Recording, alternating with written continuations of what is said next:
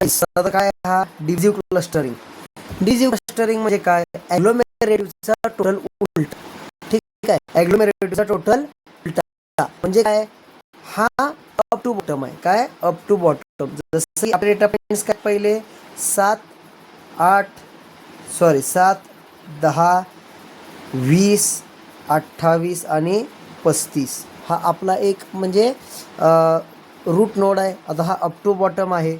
मग आपल्याला पहिले काय असणार आहे? इथं लीफमध्ये आपल्याला हे एक एक कन्वर्ट करत जायचं आहे. थोडक्यात म्हणजे कसं इथं काय झालं? हा 7, 10 एक आपण केला.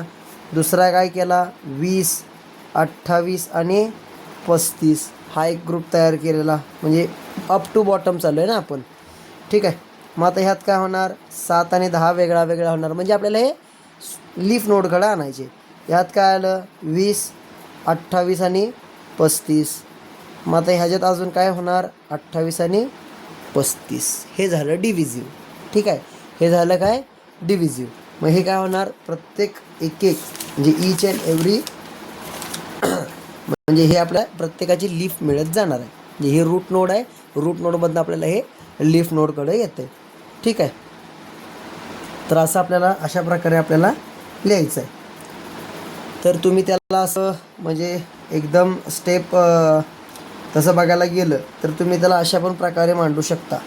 Step 0, step 1, step 2, step 3. तर आता इथं काय आहे? पहिले तुमचं रूट नोड. थांबा आपण इथं तुम्हाला असं आडवं दाखवतो करून.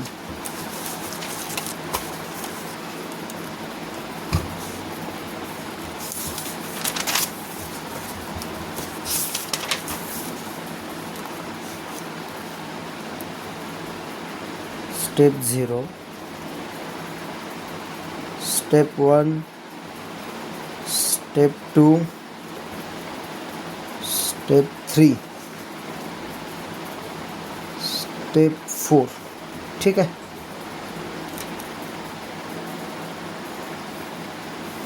मला ह्यात सरळ आपलं एक हे दिसेल. हे असं आहे ॲग्लोमरेटिव्ह आणि इथं काय आहे? खाली हे ॲग्लोमरेटिव्ह आणि इथं आहे डिव्हिजिव्ह. तर ह्याच्यामध्ये काय असणार आहे बाळांनो? बघा इथं काय असणार आहे?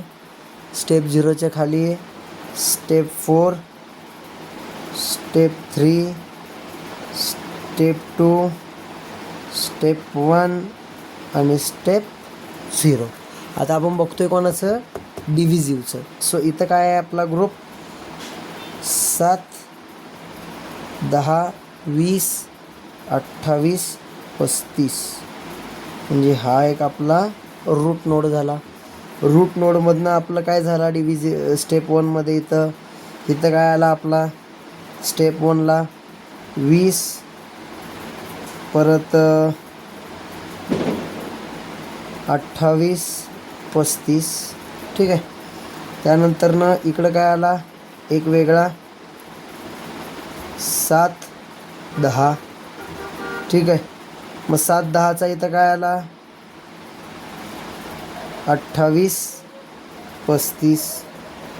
ठीक आहे. आणि इथं काय आला? म्हणजे हे थोडक्यात आपल्याला लीफ नोडकडे जायचे. इथं